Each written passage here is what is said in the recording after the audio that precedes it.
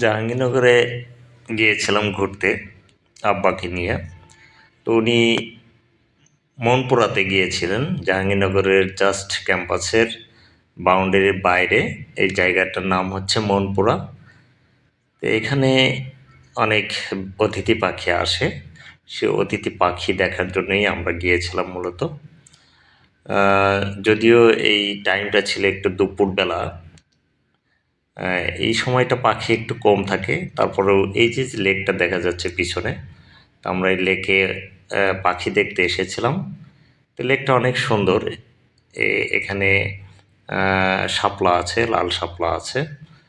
আর সবচেয়ে বড় কথা হলো এই জায়গাটা এত সুন্দর, একটা পাহাড়ের মতো।